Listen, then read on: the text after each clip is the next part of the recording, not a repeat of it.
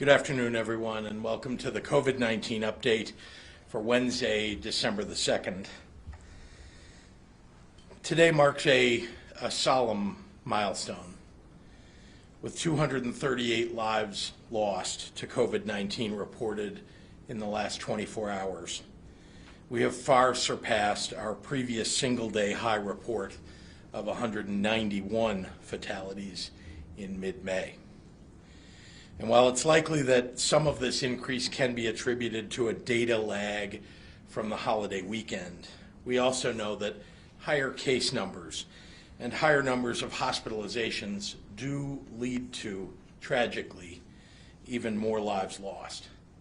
And we've surpassed the spring records by the thousands in recent weeks. We'll continue to watch these numbers closely in the coming weeks to have a better picture of our trajectory, but a life lost reported late following a holiday is still a life lost. To those 238 sets of families, friends, and loved ones, as well as the thousands more who preceded them, I offer my sincerest and my deepest condolences. This pandemic stole someone from your lives too soon. May their memories be for a blessing. This virus is a killer. Let's honor those that it has taken by doing everything that we can to prevent more people from getting sick and dying.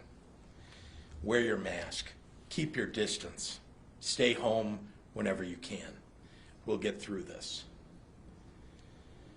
Today I want to focus on our healthcare workers. Doctors and nurses are the first people that we tend to think about when the media focuses on our healthcare heroes, but it goes so much deeper than that.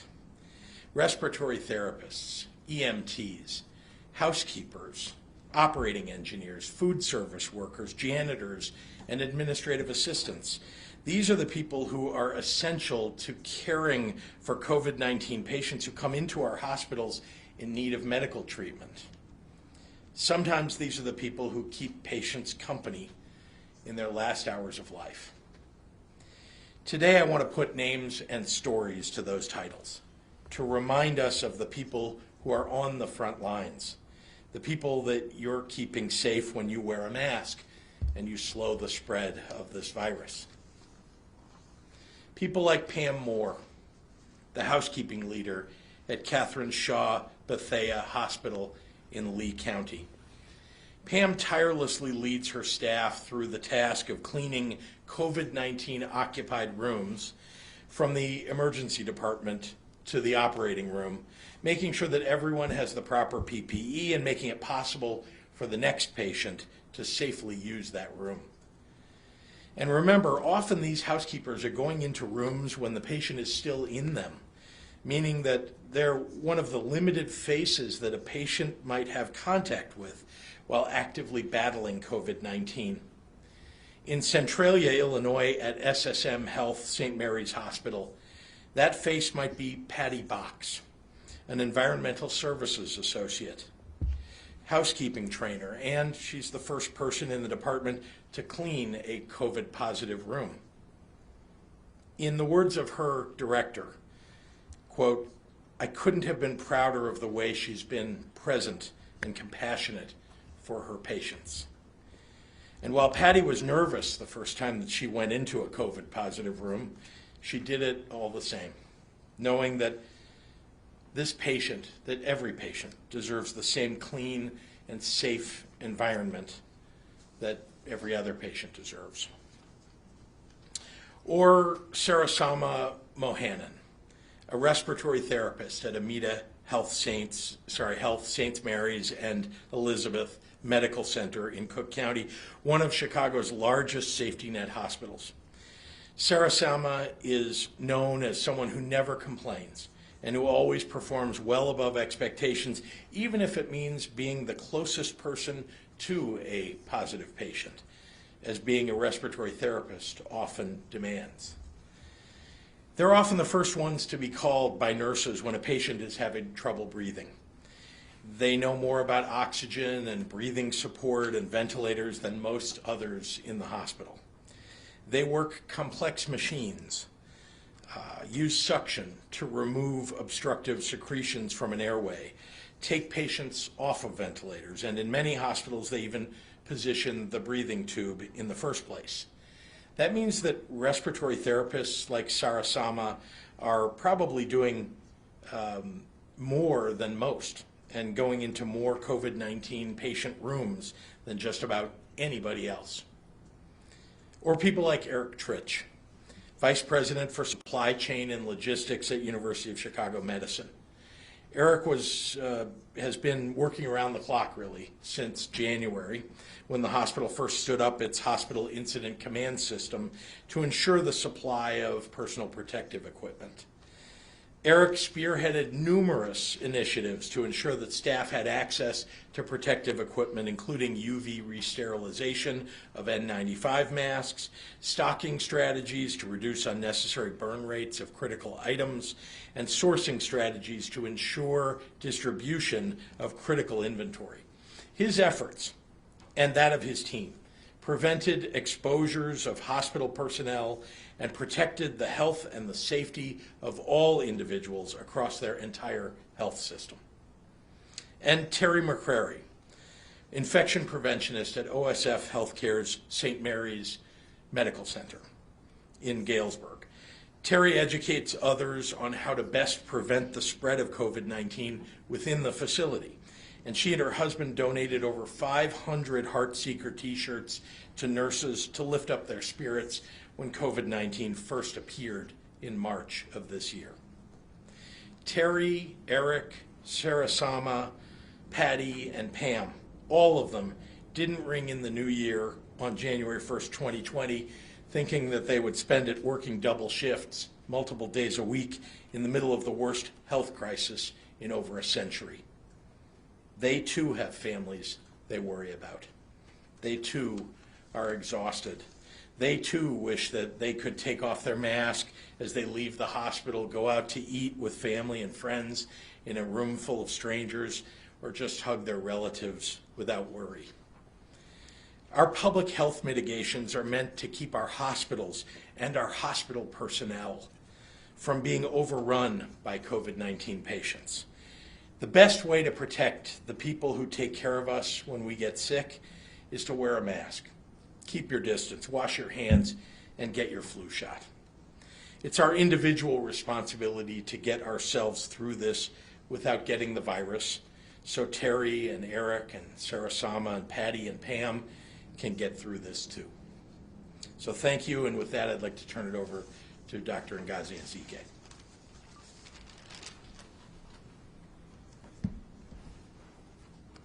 Hello, good afternoon. Governor Pritzker, thank you for being guided by science and data throughout this pandemic.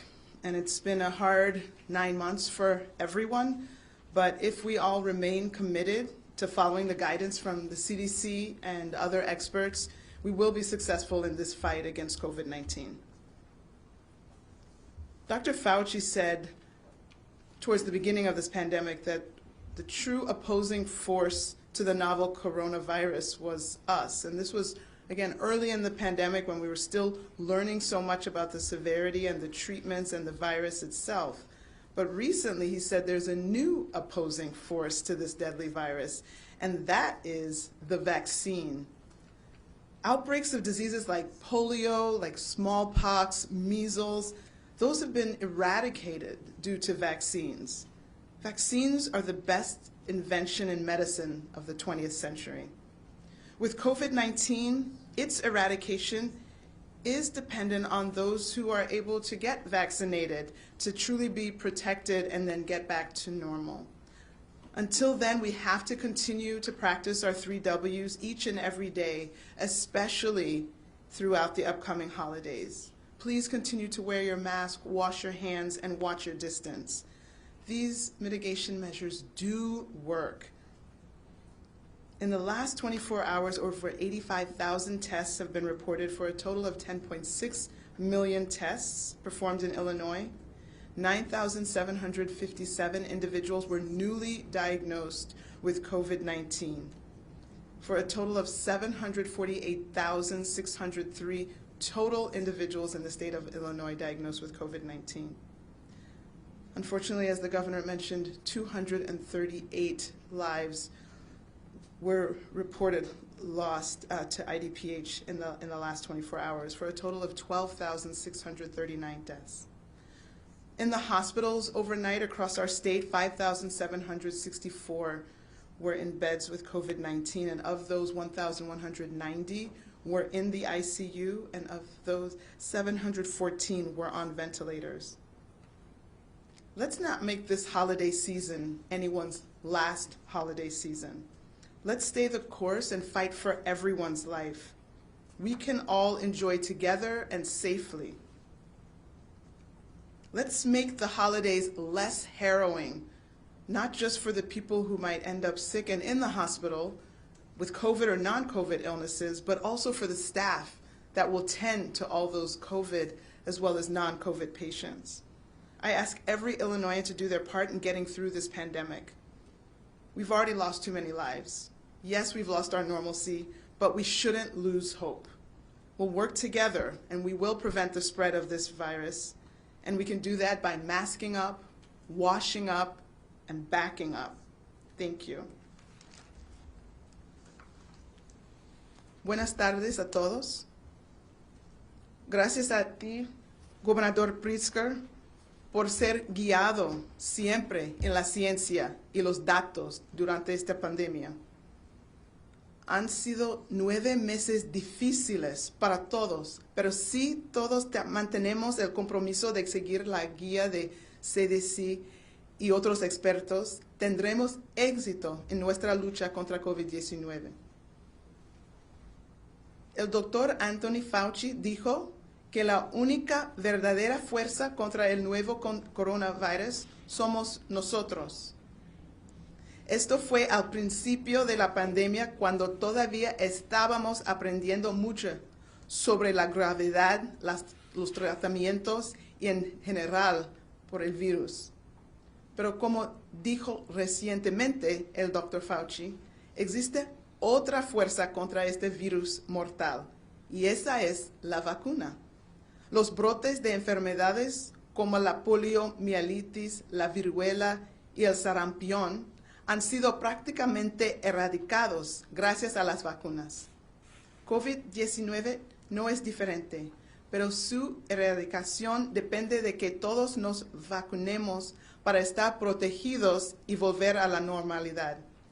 Hasta este tiempo, todos debemos continuar con nuestras medidas de seguridad de salud pública. Están demostrados que funcionan. No importa lo que las redes sociales trabajan. En las últimas 24 horas, más de 85,000 pruebas de COVID-19 fueron hechas, para un total de más de 10.6 millones de pruebas aquí en Illinois. Desde ayer se han reportado 9,757 nuevos casos, esas nuevas personas en Illinois de COVID-19, para un total de más de 748,000 casos en Illinois. También hay 238 vidas perdidas, para un total de más de 12,600 muertes en Illinois. 5,764 personas pasaron la noche en el hospital con COVID-19, y de ellos 1,190 pacientes estaban en las unidades de cuidados intensivos y 714 pacientes estaban en ventiladores. No hagamos que esta temporada navideña sea la última. Hay que mantener el rumbo para que el próximo año sea algo que todos podemos disfrutar juntos. Le pido a toda la gente de Illinois que hagan su parte para superar esta pandemia. Hemos perdido vidas y perdido la normalidad, pero no debemos perder la esperanza. Tenemos que trabajar juntos para prevenir la propagación de COVID-19 en nuestro estado, porque no puede hacerlo solos. Debemos hacerlo juntos. Muchísimas gracias. And with that, I'll turn it over to Governor Pritzker. I'd like to introduce our next speaker, coming to us live from Metro East near St. Louis. As the hospitalist medical director at Anderson Hospital, Dr. Christopher Ferrar has seen firsthand the impact of COVID-19 on his hospital and their ability to serve all patients, COVID-19 and otherwise, throughout this pandemic. He's here to remind all of us that our amazing hospital systems are not quite infinite. And we've got to do our best to reduce the spread by staying home as they can do their jobs and so they can save lives. Dr. Ferrar, I'd like to turn it over to you. Hello, thank you for inviting me to speak today at the Governor's press conference regarding the COVID-19 pandemic. I'm Dr. Christopher Ferrar. I'm a graduate of Dartmouth Medical School and a board-certified physician in internal medicine. I've been practicing medicine for over 20 years, and I'm currently the hospitalist medical director at Anderson Hospital, located in Maryville, Illinois, in the Metro East St. Louis area.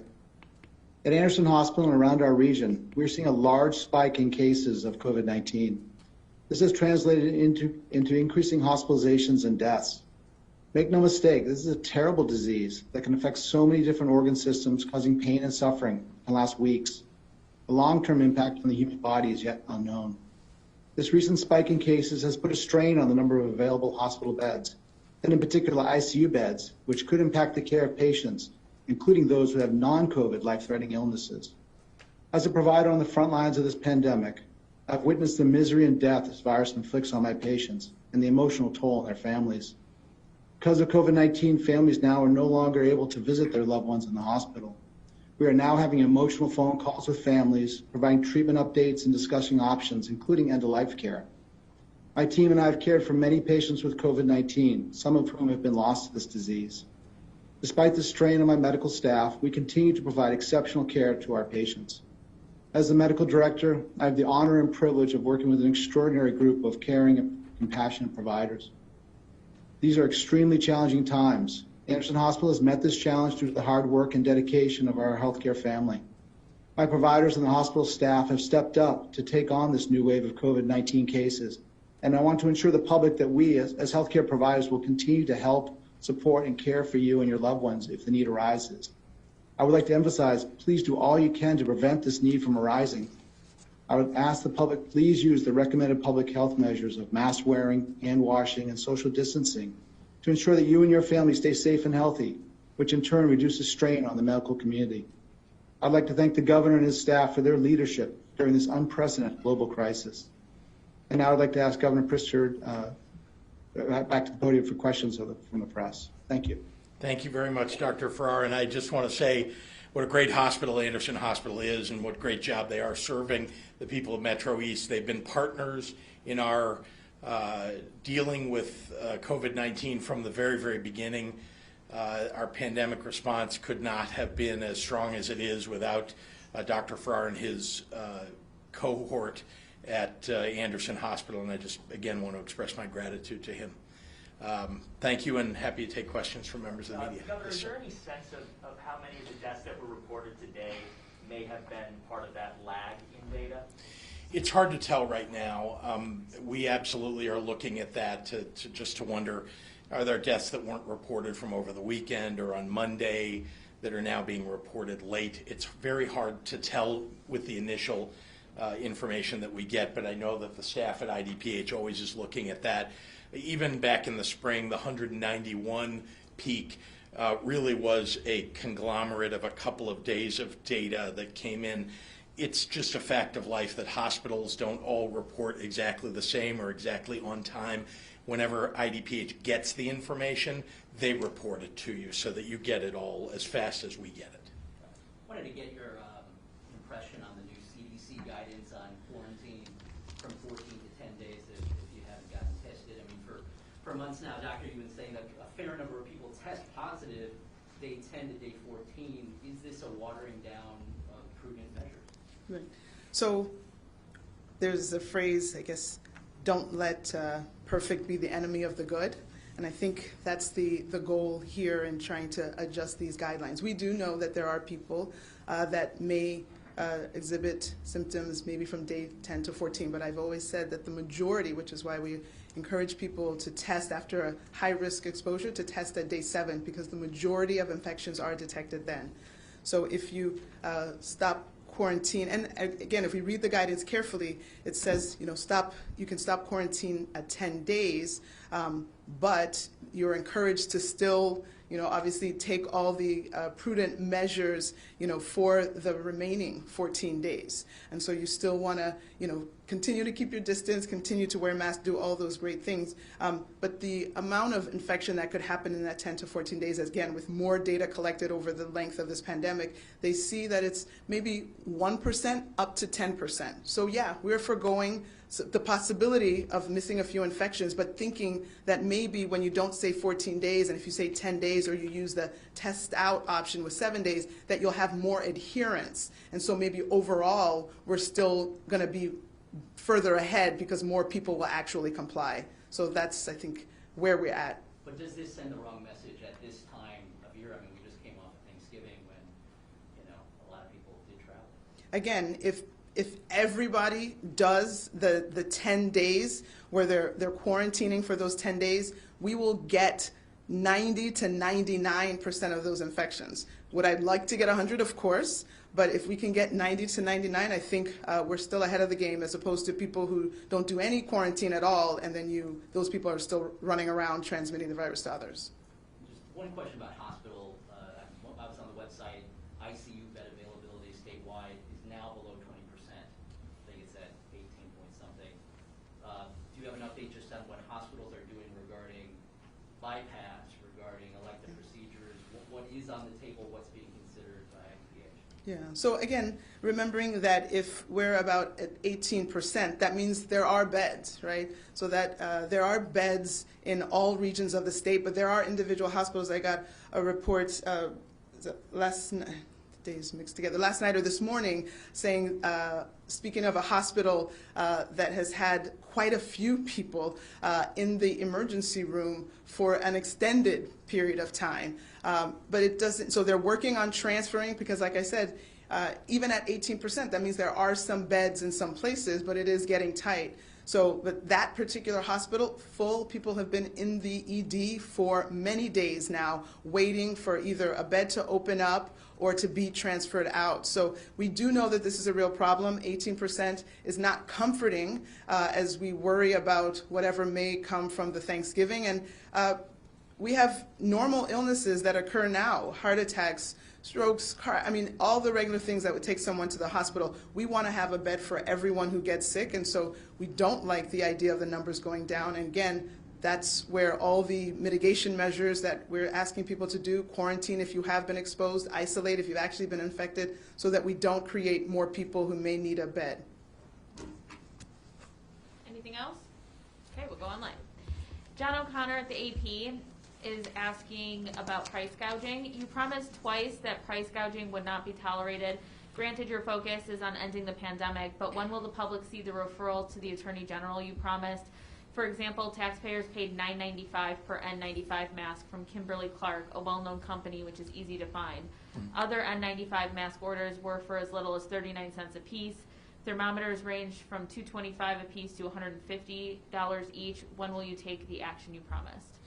Well, I want to remind John who takes action on those items. We refer items certainly to the Attorney General as we're aware of them, but the public, the purchasers, for example, go to the Attorney General. The Attorney General, the state police, as well as federal authorities are responsible for investigating anybody who is price gouging in the process, in the occurrence of this pandemic. It is true. There no doubt there were PPE items that were sold at a much higher price than normally. I will say that early on, I think this was happening really all over the country because there really was a shortage. And there are many brokers that sit in between the manufacturers and people who are purchasing, like states. Had we had a DPA invoked, the Defense Production Act by the President, had we had the manufacturers working and sending directly PPE to the states, we would have been much better off. But yes, it is up to the enforcement authorities, particularly the AG, the state police, and the federal authorities to go after those price gougers. Jim Haggerty from Rockford Advocate. Dr. Ezike, can you give us an update on how long COVID patients are staying in the hospital and the fatality rate among those who are placed on ventilators?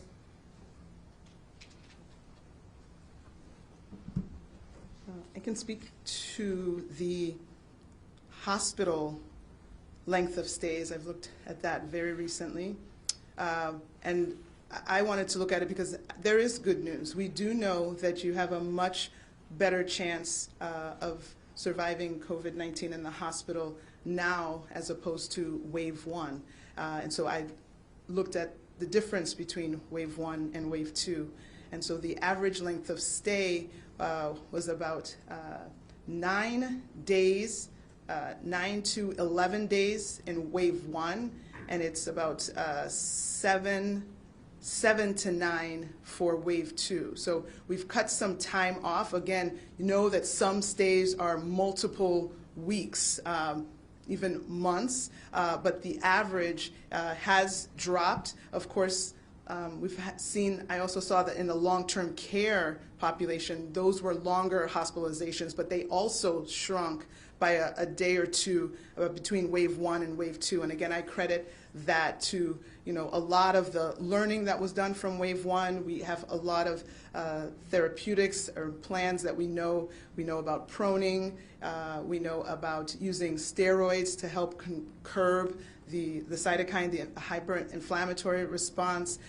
We know that remdesivir, we think, decreases hospital stay, and now we have another tool in our armamentarium with the monoclonal antibodies, both the Regeneron product and the Eli Lilly product. That actually is not used in the hospital, but if it's used early in infection, can actually decrease the chances of people even going into the hospital or having severe illness. So I am so proud of our medical professionals and how they've come along and learned from their experience and are sharing that experience with others. But the idea, again, is always prevention, and let's avoid getting the infection in the first place, and again, doing that with the masking and distancing and avoiding places that you could be exposed by mixing households. Thank you.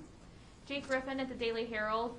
Leaders of congregate care facilities are urging governors to place residents and staff at the head of the line over hospital workers for vaccines since they have been hardest hit by the virus. Why not follow this recommendation given the limited doses? Well, actually, the recommendation from ACIP, which came yesterday, is to include in the same category the congregate care, long-term care facility residents and the workers there with healthcare workers in hospitals. So they'll get it simultaneously as the doses come in. And I'm pleased to say that in contrast to something that I said yesterday, we will not need to divide the number of doses that we receive in two, holding back half of them to give as the second dose for each person, because everybody who's getting the early vaccines that are available is getting 2 doses. You get 1 dose, and then 21 to 28 days later, you get a second dose.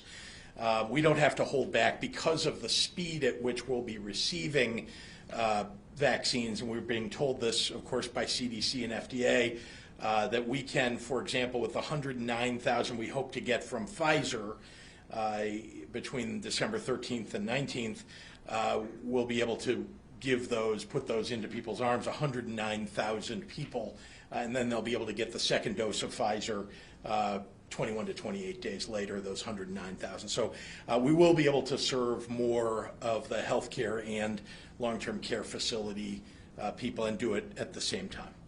This question is for Dr. Ezike from Ben Bradley at WGN. New IDPH provisional data show there have been more than 26,000 excess deaths through November 30th, but only half that number have been classified as COVID deaths. Why such a huge and increasing disparity? Thank you, Ben. The numbers I have for excess deaths, I don't have numbers that high. I think from the beginning of the year, I have the excess death total at about 13 to 17,000. So 26 is a little bit higher. I'm not sure where the source for his stats. So, and I think we've talked about this before. We have deaths that we can attribute to COVID, and then we have these excess deaths.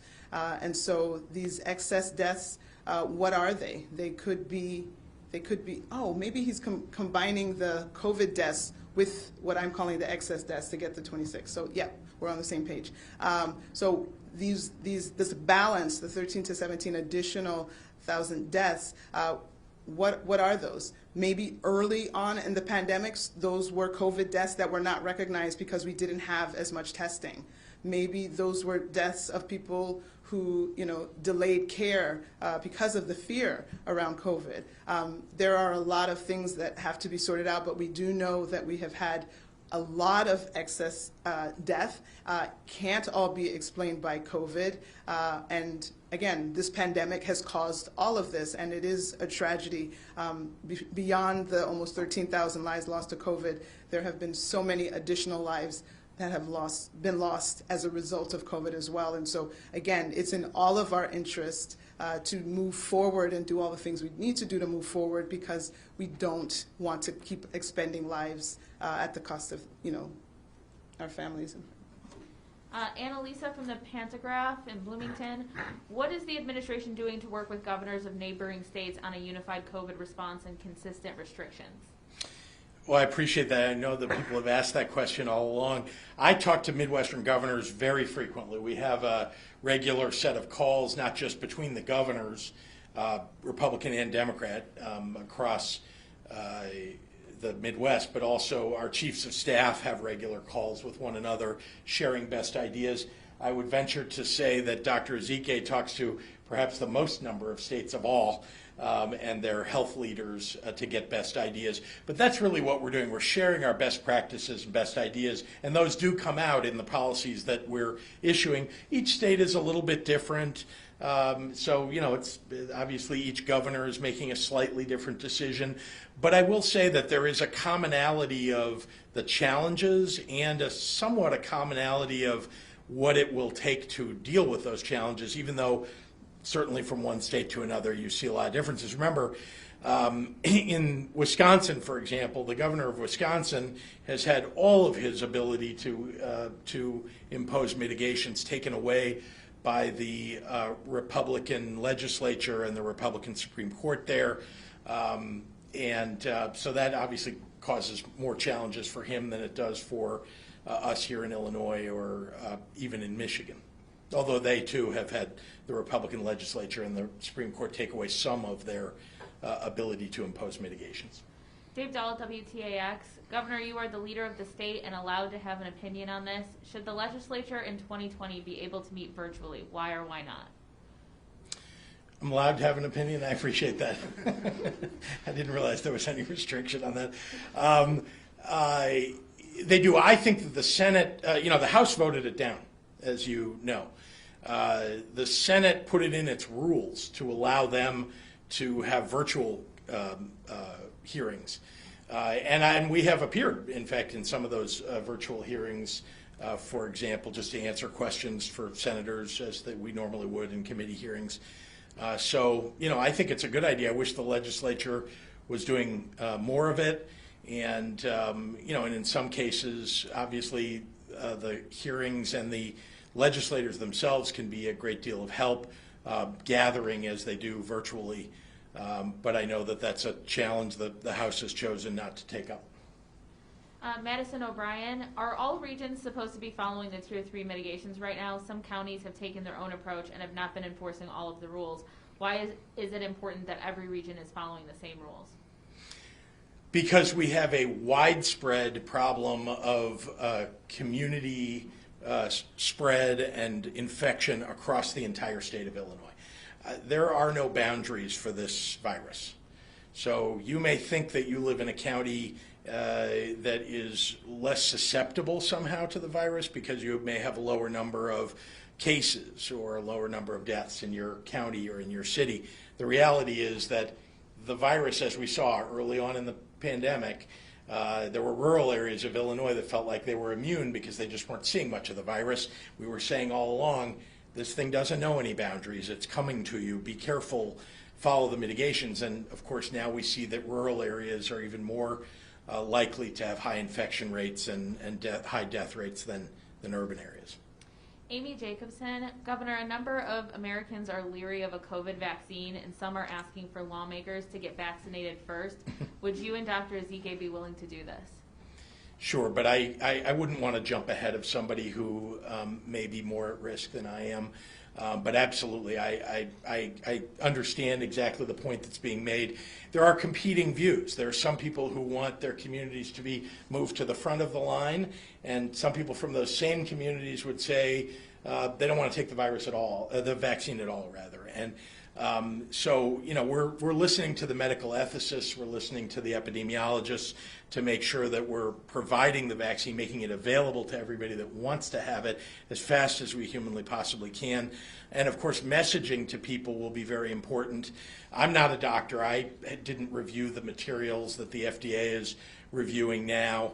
And won't be responsible for making the decisions that the FDA will make about the EUA for Pfizer, the EUA emergency use authorization for Moderna and others. But I do know that there are tens of thousands of patients who are in their trials.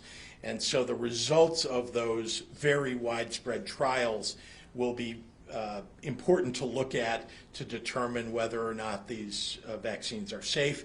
I feel somewhat confident that the quality of the people who serve on the panels at the FDA is such that they would make the right kind of decision for the American people. And here in Illinois, of course, we have a vaccine advisory team that will be reviewing that very same data right after it is released. The White House Coronavirus Task Force, I might add, had a meeting that that all the governors were part of just 2 days ago, and the head of the FDA, Hahn, said that all of the materials would be made available to all of us to review. So I do believe that it will be safe. We'll be able to review the data to confirm that, and I hope that people will therefore get the vaccine as they are able to see that it's safe. Hannah Mizell has a couple questions on LaSalle. I'll break them up so you can get both of them. When the DHS Inspector General's report on the LaSalle Veterans Home on the COVID outbreak is completed, will you commit to releasing it without redactions other than personal information for the home's residents? Of course. I mean, what I think is that I want full transparency. I mean, the whole idea here is let's figure out what went wrong so that we can not only hold people accountable, which I know is what everybody's talking about, but also because we want to make changes if there are changes that need to be made at our long-term care facilities across the state or specifically at our veterans' homes.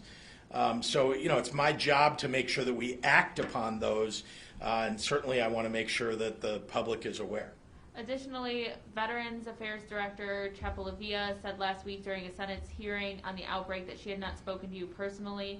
Have you spoken to her since, and what directives have you or Deputy Governor Sol Flores given her? I have spoken with her, and the most important thing that we've directed Director Chapelivia to do, which she already is doing, is to make sure she takes care of those veterans in every way that she can, and their families. We have veterans who not only have contracted COVID-19 and survived and are recovering, we have those who are still ill and in the hospital, and of course those who have passed away. And we want to make sure that she does everything to take care of them. At the same time, we want to make sure that every precaution is being taken. If there are any procedures that we are already aware of that were not being followed, we want those corrected. And we already know of one that was discovered by both the state Veterans Affairs Department as well as the federal Veterans Affairs Department, which did an inspection together weeks ago, which was in some dispensers, their hand sanitizer dispensers, thank you, that there was a hand sanitizer that wasn't as effective as the kind that's recommended for dealing with COVID-19. There were other hand sanitizer dispensers that are tabletop style that were exactly the right type. Obviously, the ones that are attached to the wall that didn't have the right type all of those have been replaced, as I understand, at least the type of hand sanitizer has. That's one example of something that was discovered as a result of the work that Director Chapelavia is doing.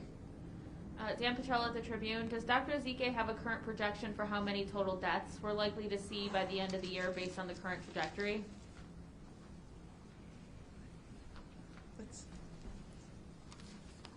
I would like to say that I don't have that projection because the trajectory will change because people will fully adopt these mitigation measures that will change the trajectory and drop the numbers significantly.